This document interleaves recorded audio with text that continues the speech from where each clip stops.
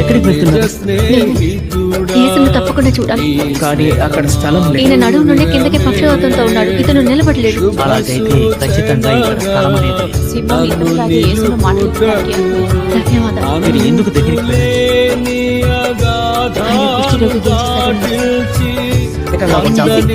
నా స్నేహితుడిని ఆయన వద్దకు తీసుకువెళ్ళాను.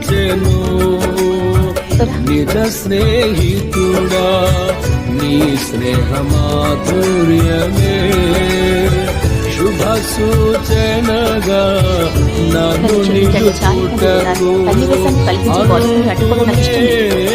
నా స్థానంలో ఉంటే దాటిల్చి అందని శిఖరాలు ఎక్కిల్చెను నా చెలిమి నీతోనే నజరేయుడైన యేసు, నా చెలిమి నీతోనే. ఈ రోజు ఉదయం మీరు కుష్ఠరోగికి